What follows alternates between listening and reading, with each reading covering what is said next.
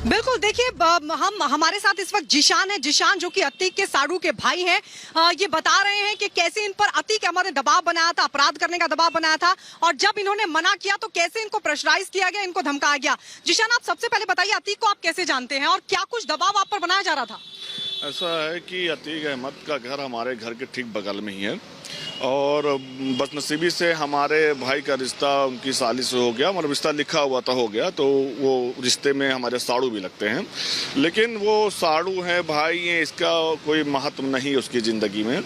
ऐसे हम लोग व्यापारी लोग हैं, हम लोग जब व्यापार करना स्टार्ट करते हैं, अपनी जब होश संभालते हैं, तो कोई छोटा हो, बड़ा हो, बुढ़ा हो, वो अतीक अहमद नहीं देखता है। तो हमको जब हमने व्यापार शुरू किया तो इसने 2018 में मुझको फ़ोन किया कि ऐसा है कि तुम बहुत काम कर रहे हो, आके मुझको आधा मेरा हिस्सा आधा मुझे पहुंचाओ। तो मैं बहुत डर गया, मैंने कहा ये तो मेरे पीछे पड़ गया। फिर ये आए दिन फ़ोन करता था, मैं अपना फ़ोन बंद कर देता था। जब काफ़ी दिन बीत गया तो 31 दिसंबर को मैं अपने घर पे बैठा हुआ था, तो इसका जो सबसे खास गुर्गा है आसाद कालिया, तो उसके साथ उसका बेटा अली, ये लोग 3 गाड़ियों से मेरे घर पे आते हैं और मुझे घेर लेते हैं। घेरने के बाद ये लोग चारों तरफ से पिस्टल राइफल लगा देते हैं, दम ऐसा भय का माहौल की लगता है कि मेरी जान मार दी जाएगी। उन्हें पे अली फ़ोन लगाता है, अपने अब्बा को कहता है लो अब्बा से बात करो।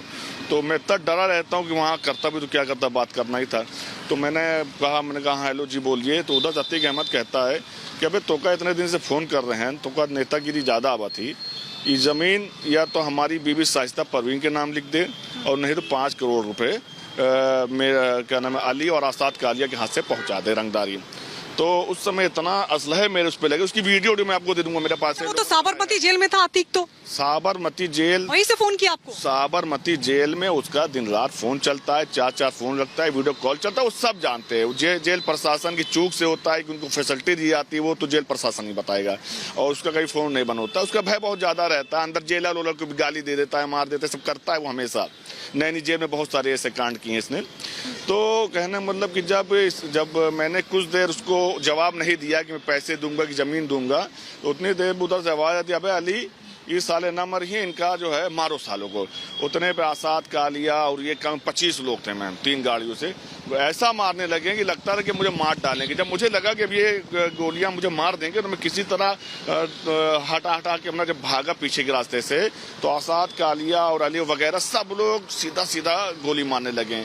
पर मेरी मौत नहीं, तो मैं किसी तरह बच के भाग के थाने गया। थाने में बड़ी रिक्वेस्ट की, तो फोर्स आई देखती है कि वहाँ इस तरह गोलियां चली जैसे यकीन करिए कि तालिबान बन गया हो, और पूरा एरिया इकट्ठा, बहुत सारी राइफलें चल रही है, ठाए पुलिस भी सुन रही है।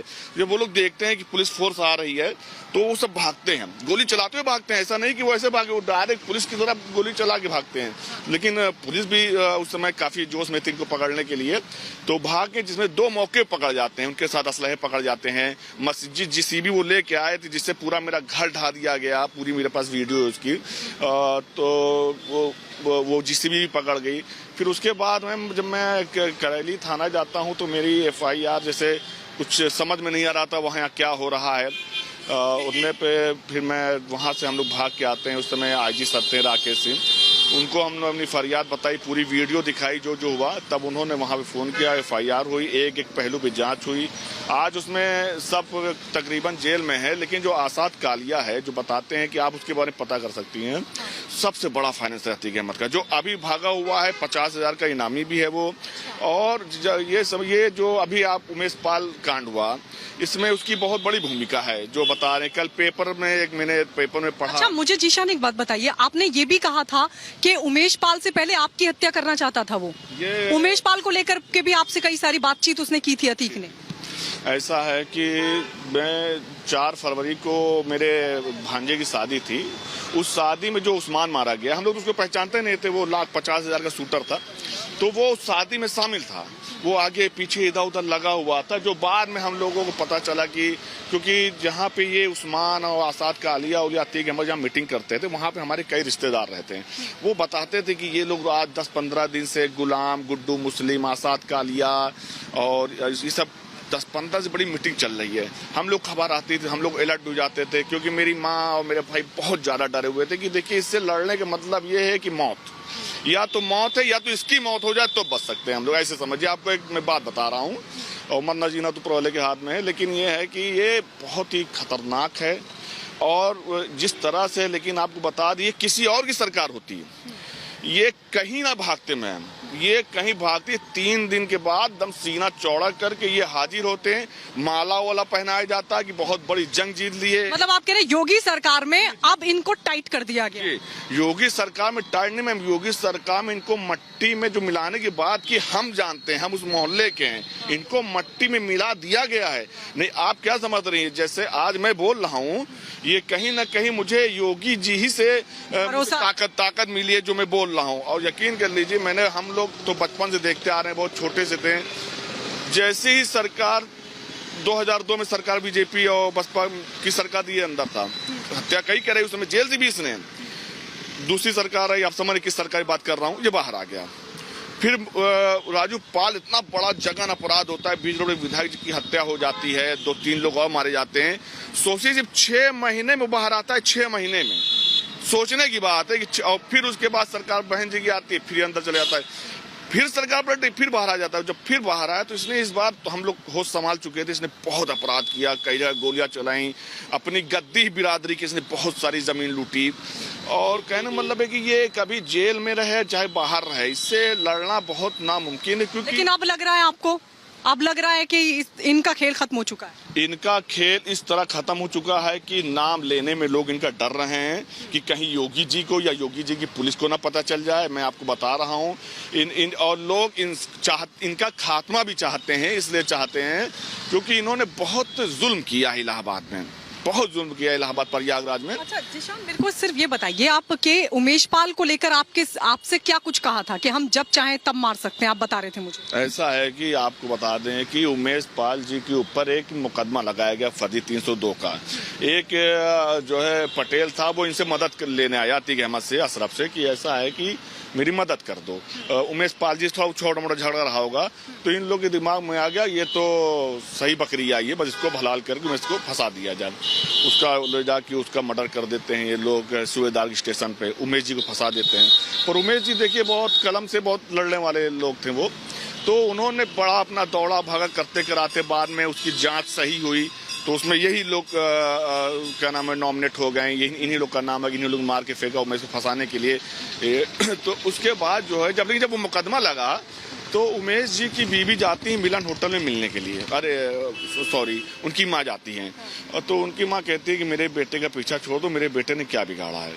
तो उस समय अतीक अहमद कहता है कि ऐसा है कि तोर बेटुआ बहुत ज़्यादा राजनीति कर रहा है, अगर चाहते कि छोड़ दी तो जाए के हमार केस में गवाही करवाए दे, सुरा लगाए दे, तो उत्ते पे, और नहीं तो बीच रोड पर हमारा और बीच चौराहे उसके खिलाफ गवाही ना दे। हाँ, उमेश पाल अगर देगा तो मौत के घाट उतार देगा, मौत के घाट उतार दिया जाएगा। तो उत्ते पे फिर जो है उमेश पाल, फिर उनकी माँ वापस जाती है, बताती हैं अपने लड़के से कि बेटा वो ऐसा ऐसा कह रहा था। आप इस बात की उनसे भी पुष्टि कर सकती हैं, मैं जो आपको बता रहा हूँ।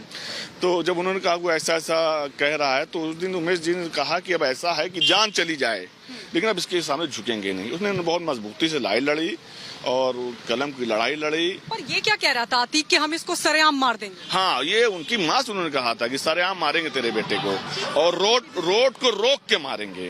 आपने देखा कि गुड्डू बम्बा ने कैसे रोडें रोकी, कैसे मारा, तो वो। अच्छा ये कब कहा था, ये कब की बात है? ये बात है क्या नाम है 2013 वगैरह की बात है ये। अच्छा 2013 की बात है ये, और उसके बाद अब 2023 में अंजाम दिया इस हत्याकांड को? असल में वो दिमाग में बैठाया था कि 10-11 साल पहले योजना बना। जी अब 10-11 साल ये जब से मुकदमा उमेश जी ने लिखा है तब से उनको मारने के लिए वो लगा हुआ था, ऐसा नहीं है। लेकिन कहता है पहले लगा था कि दबाव डाल के कंप्रोमाइज कर ले, ये कर ले, वो कर ले, पैसा ले ले, समझे। जब वो किसी चीज से नहीं टूटा वो आदमी, तब इसने इस घटना को अंजाम दिया। और इसमें इस अंजाम को देने के देखिए वो 2 लोग टारगेट पे लेके चल रहा था, क्योंकि मैं रिश्तेदार हो कि मैंने उसके खिलाफ आवाज उठाई, और वो एक मुझको टारगेट पे लिया था, एक उमेश जी को लिया था। मैं बच गया और उमेश जी की बीच बाजार में हत्या कर दी गई। लेकिन अभी आपको डर लगता है? आप बता रहे हैं दूसरा टारगेट आप ही थे। नहीं, दूसरा टारगेट में मैं आपके ये रिपब्लिक भारत के न्यूज चैनल माध्यम कहना चाहता हूं कि मेरी हत्या होगी और ये आप न्यूज़ चलाइएगा मेरी हत्या के बाद, लेकिन प्रशासन मेरी सुरक्षा कर रहा है, मुझे गनर दिया है मेरी, और उनसे दरखास्त है कि मेरी सुरक्षा बढ़ा दी जाए, क्योंकि ये पूरा शहर पूरा मोहल्ला जानता है कि इस समय अतीक अहमद, उसका भाई अशरफ और आसाद कालिया जो उसका गुर्गा है, मुझे मारने के लिए दिन रात ये लोग दिमाग लगा रहे हैं, दिन रात लगे हुए कि इनको कैसे मारा जाए, कैसे खत्म किया जाए। अच्छा, अभी भी एक्टिव है ये लोग? ऐसा है कि योगी जी की सरकार में अभी तो अब एक्टिव नहीं हो पा रहे हैं, क्योंकि जिस तरीके से कार्रवाई हो रही मैम, नाम लेने से लोग उनके घबरा रहे हैं। लेकिन कहते हैं ना कि जैसे फंडिंग रुक जाए, काला पैसा जो आ रहा है इनका रुक जाए, जैसे कहते हैं जड़ को पानी मिल रहा है, तो वो आसाद कालिया जो फरार चल रहा है, अगर उसकी गिरफ्तारी हो जाती है, प्रशासन लगा हुआ है दिन रात पकड़ने के लिए, भाग रहा है वो। अच्छा, ये बताइए असद और जो बाकी शूटर्स, क्योंकि आप जानते भी हैं इनके पूरे परिवार को रिश्तेदारी के लिहाज से, तो आपको क्या लगता है कहाँ ये लोग हो सकते हैं अभी? क्योंकि लगातार पुलिस खंगाल रही है, इनको तलाश रही है, पता नहीं कौन सी जगह पर ये लोग जाकर छिप गए हैं। हालांकि प्रशासन कह रहा है कि जल्द से जल्द मिट्टी में इनको मिला दिया जाएगा, गिरफ्तार कर लिया जाएगा। अस्सी में वो जो योगी जी का आ गया, हमारे मुख्यमंत्री जी का बयान आ गया, मट्टी मिला देना, उसके बाद ये आप समझ लीजिए जिस तरीके से पूरे इंडिया में छापेमारी हो रही है इसको लेके, यहाँ से दिल्ली से बॉम्बे से नेपाल से हर जगह लेके, तो इनको देखिए रहने की जगह तो नहीं मिल रही है, जो हम लोग जानते हैं ये कहाँ तक जा सकते हैं, कहाँ तक नहीं जा सकते हैं। ये आप ये समझ लीजिए या तो बस पे रहते होंगे या तो फुटपाथ पे सो जाते होंगे। अब ये तो प्रशासन कर रहा है, हम तब डिटेल में बता भी ना पाएंगे, लेकिन ये समझ लीजिए अपनी कोई पुरानी जगह नहीं गए होंगे ये, क्योंकि इतना डरे कि जान रहे हैं कि योगी जी ने कह दिया तो मिट्टी में मिलना तय, आज नहीं मिट्टी मिलोगे कल मिलोगे, लेकिन मिट्टी में मिलना है तुमको, क्योंकि उनकी बातें उन्होंने कह दिया है। तो हम लोगों ने देखा है 6 सालों में उन्होंने हर चीज किया है। जिस तरह यहाँ आप समझ लीजिए अगर आज योगी जी ना होते हैं तो मेरी हत्या तो तय थी, और इस मर्डर के बाद इस इलाहाबाद में एक एक व्यापारी पैसा पहुंचा। तो ये मर्डर का मतलब सिर्फ यही नहीं था कि गवाही पक्ष में हो जाए, मतलब गवाह दे दिया इसलिए मार दिया, उसका योगी सरकार में कमर टूट चुकी थी पहले ही, पैसे वैसे आने बंद हो गए थे, कोई डरता नहीं था, जिसको भी ये फोन करते लोग जाके एप्लीकेशन डाल देते थे कि हमसे रंगदारी मांग रहे थे, कई मुकदमे उसके हुए रंगदारी वाले। तो कहने मतलब जब देखा कि अब कुछ करना ही पड़ेगा, अब उमेश को या जिसान को इनको बलि चढ़ाओ, फिर इसको लगा होगा कि उमेश को मारेंगे तो ज्यादा बड़ा मामला उठेगा हमारा, तो उमेश जी को इन्होंने जो है इसलिए मरवाया। अच्छा, ये असद की लीडरशिप में ही पूरा हुआ, असद ने लीड किया इस पूरे मतलब इस पूरे हत्याकांड को, हम देख रहे थे सीसीटीवी में भी। असद की क्या क्रिमिनल हिस्ट्री रही है, आप क्या जानते हैं उसके बारे में? असद की क्रिमिनल हिस्ट्री तो देखिए मैम, पहले तो कोई ऐसा उसके ऊपर मुकदमा नहीं है, लेकिन ऐसा है कि ये जैसे ही ये जवान होते हैं, अतीक अहमद खुद कहता है, उनके बच्चे कहते हैं कि मछली के बच्चों को तैरना नहीं सिखाया जाता, बहुत सारी वीडियोस की है देखेंगी। अच्छा। तो मछली के बच्चे को तैरना नहीं सिखाया जाता, मतलब एक गुंडे के बच्चे गुंडे बनेंगे, वो शरीफ इंसान नहीं बनेंगे। इसलिए उसने असद को इसलिए पेश किया कि एक अतीक अहमद बुढ़ा हो गया तो दूसरा अतीक अहमद जवान हो गया है। वो खुद कहता है कि एक नहीं 5 अतीक अहमद मैंने पैदा कर दिए, वो सबसे बात बोलता भी रहता है हमेशा। तो कहना मतलब है कि उसने पूरी लीड करी, क्योंकि शायद वो ना होता तो शूटर के पास इतनी ताकत भी ना थी मारने के लिए, मुझे लगा कि भाई पीछे बैठे हैं। अतीक की बीवी असद की मां शाइस्ता परवीन अभी अंडरग्राउंड है, अभी पुलिस वहां तक नहीं पहुंच पाई है, लेकिन आपको लगता है कि अंडरग्राउंड होने के बाद जो शाइस्ता परवीन है इस पूरे नेटवर्क को ऑपरेट कर रही होगी? देखिए एक बात समझ लीजिए, अतीक अहमद जब से जेल गया है, बाहर का लेना देना, सबसे हिसाब लेना, किताब लेना, वो शाइस्ता ही करती है, हर किसी को पता है। और उन्होंने शायद सोचा भी नहीं था कि ये इतना बड़ा क्राइम जो हम कराने जा रहे हैं, इसके बाद मैं औरत हूँ मुझे कौन फंसाएगा, पर उनको नहीं पता योगी जी के लिए सब सम्मान है, क्राइम करोगे तुम औरत तो बुजुर्ग हो बुढ़ी हो सब होगी कार्रवाई। तो इन्होंने जो घर पे मीटिंग हुई, घर पे मीटिंग हो रही, भाई योगी जी ने तो इनको तबाह कर दिया है, तो छोटे से घर में रह रही थी, उस छोटे से घर में ऐसा तो है नहीं कि वो बगल में मीटिंग हो रही है और आपको पता नहीं है, और आपसे बिना पूछे कोई काम हमें तो नहीं लगता है। तो योगी जिस पहलू पे कार्रवाई हो रही है, जो पहलू सामने आ रहे हैं, वो लोगों के अंदर है कि झूठी कार्रवाई हो रही है, बहुत सारे जो पार्टियां वाले हैं सब अपोजिट वाले, लेकिन सही कार्रवाई हो रही है। तब 100% सब कार्रवाई सही है, क्योंकि इस बार जो कार्रवाई हुई है, अतीक का मिलना तय है मट्टी में। कोई रोक नहीं सकता। अच्छा जिशान, आपकी कभी मुलाकात हुई शाइस्ता से, कभी पैसे को लेन देन को लेकर आप पर कोई प्रेशराइज हुई? कि आप बता भी रहे थे कि ऐसा अतीक ने बोला कि इतने करोड़ रुपए शाइस्ता को पहुंचाओ, कभी हुआ आपका आमना सामना शाइस्ता से? ऐसा है कि हम उसी मोहल्ले के हैं, कहीं ना कहीं बदनसीबी से रिश्तेदार भी हैं, आमना सामना भी हुआ, मुलाकात हुई। लेकिन जब मैंने होश संभाले, पैसे कमाना स्टार्ट किए, मैंने व्यापार करना स्टार्ट किया, उसी समय मेरे पीछे पड़ गया।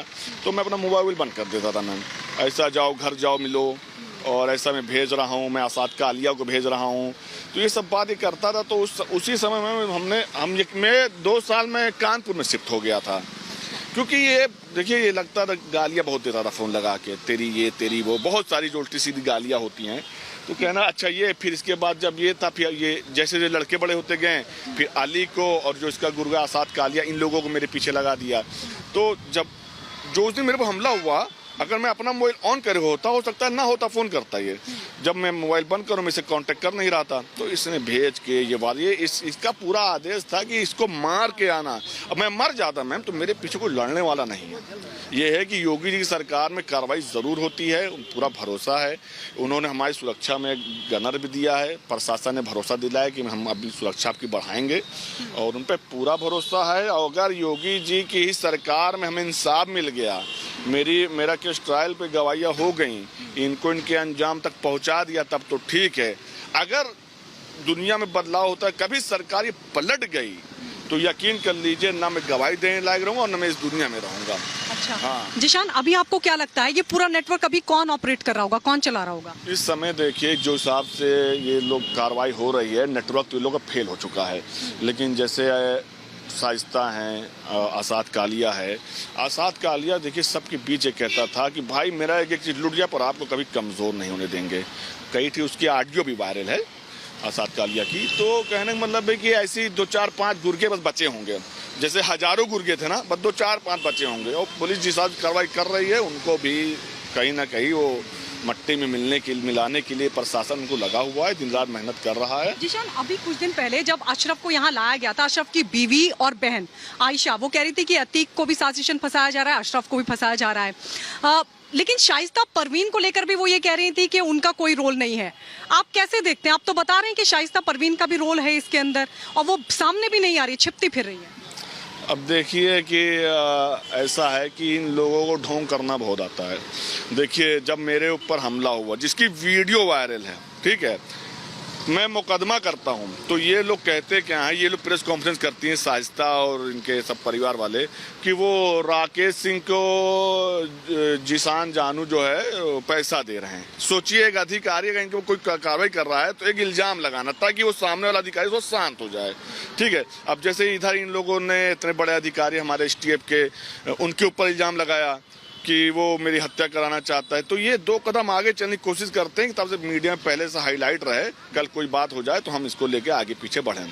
तो कहने मतलब ये झूठ बोल रही है, ये ढोंग है ये। अच्छा, गुड्डू मुस्लिम किसके घर से निकला? जो यहाँ बयान दे रही है, वो उनके यहाँ सो रहा है। यहाँ वो 6 तारीख को बयान दे रही है, 5 तारीख को घर में जाके सो रहा है। 5 तारीख की वीडियो है। तो ये सब देखिए, इनके झूठ वूठ बोलने से कुछ नहीं हुआ। योगी जी की सरकार है, ये नहीं कि आप किसी मंत्री को सेट। अच्छा, ये सचमुच डर रहे हैं? अशरफ कह रहा है मेरा एनकाउंटर हो सकता है, अतीक को भी इसी बात का डर है। लग रहा है आपको अब जो धड़ाधड़ कार्रवाई हो रही है उससे ये लोग डरे हुए हैं? ये डरे नहीं, ये इस तरह डर गए हैं कि जैसे आप देख रहे हैं कि अशरफ की दाढ़ियां सफ़ेद हो गई हैं। इसका मतलब ये है कि कभी इसकी दाढ़ी सफ़ेद हो, ये करे रहता है, ब्लैक करे रहता है उसको। इस तरह जेल में योगी जी ने इसका हल कर दिया है कि आप उसकी दाढ़ी और मुंह से समझ सकते हैं क्या हाल है इसका। और यही अभी दूसरी सरकार होती, तब देखते हैं ये हो सकता है लाखों की भीड़ खड़ी होती और इकट्ठा करा जाता, फ़ोन से इकट्ठा करा जाता और उनको और सुविधा दी जाती। लेकिन योगी जी की सरकार में इनको तोड़ दिया गया है, इसमें कोई शक नहीं है। और मेरे जो, मैं एक आपके माध्यम से बात और कहना चाहता हूँ, मेरे जो कुछ मुसलमान भाई जो सोचते होंगे मसीहा है, आप इसका सिर्फ रिकॉर्ड उठा के देख लीजिए। सिर्फ इसने कम से कम 50 मुस्लिम की हत्या कराई है। अच्छा। सिर्फ आप पूरा किसी भी थाने से मांग लीजिए, सिर्फ मुसलमानों को मरवाया इसने।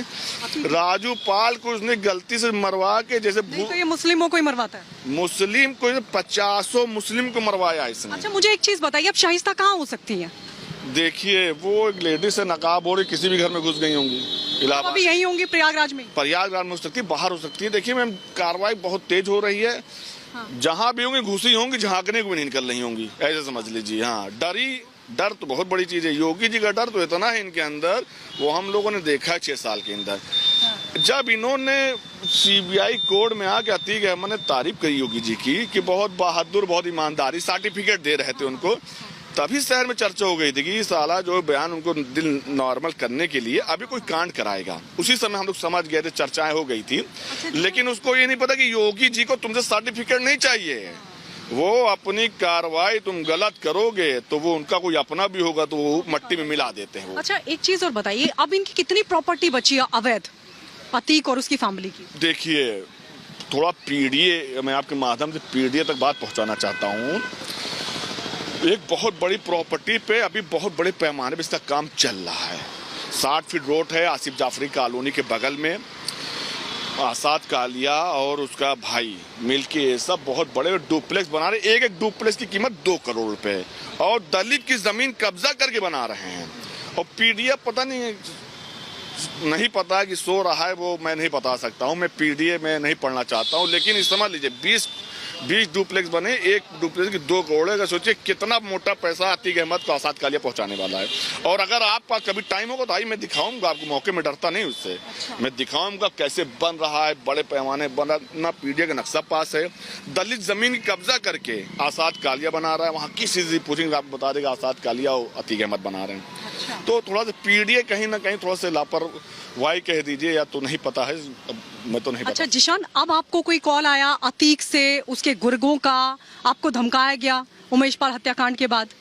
ऐसा है कि मेरे रिश्तेदारों से, आसाद कालिया के रिश्तेदार लोग कह रहे हैं कि बहुत अच्छा है, बोलने सरकार आज ही कल तो चली जाएगा, उसके बाद कहाँ तक भागी। तो मेरे रिश्तेदार हैं, वो चाहे डर जाते हैं, हमें फ़ोन करते हैं, यार क्यों फलाना मिला रहा, ऐसे कहा रहा, वो ऐसे कहा रहा। तो हम कहते हैं जिसको जो कहना कहने दो, क्योंकि जो इधर उधर से आपको धमकी दे रहे हैं। धमकियां दे रहा है आसाद कालिया अतीक अहमद के मार्फत से धमकियां दे रहा है। लेकिन इनको ये नहीं पता कि योगी जी ने जैसे सरकार चलाई है, ये 5 साल नहीं, ये 10 साल नहीं, 20 साल सरकार नहीं जाएगी। इतना आदमी सुरक्षित है इसमें। आप ये बताइए, जो अपोजिट पार्टियां ये मुद्दा उठाती हैं कि बहुत क्राइम बढ़ गया इसलिए बहुत ज्यादा FIR हो रही हैं। क्राइम नहीं बढ़ गया, क्राइम बहुत ज्यादा होता था, लेकिन गुंडों के खिलाफ कोई FIR करने जाता नहीं था। अच्छा, आपको ये जो आप बता रहे हैं रिश्तेदारों से ही आपको ये धमकी मिली, कोई कॉल भी आया क्या? नहीं, कॉल नहीं आया। जैसे क्या है मैम कि हम लोग सब गद्दी बिरादरी के हैं, तो एक दूसरे को ही न टच हैं। तो जैसे कहीं ना कहीं हमारे रिश्तेदारों से, आसाद कालिया के रिश्तेदार, उसका तो सारे रिश्तेदार भागे। अतीक अहमद का कोई रिश्तेदार, एक बच्चा भी नहीं दिख रहा है यहाँ पे, समझ लीजिए सब एकदम कुछ दुनिया में चले गए, पता ही नहीं है। लेकिन आसाद कालिया के जो रिश्तेदार घूम रहे हैं, वो सब कहते हैं कि कह ले इना सोचे भाई मर गए हैं, भाई फिर आई हैं और फिर जलवा वहीं पर। हाँ, आसाद कालिया परिवार थोड़ा एक्टिव है अभी। और जब आप बता रहे थे कि अतीक ने कॉल किया था, तब वो ऑडियो कॉल थी, वीडियो कॉल थी जो साबरमती जेल से उसने की? नहीं, वो व्हाट्सएप कॉल थी।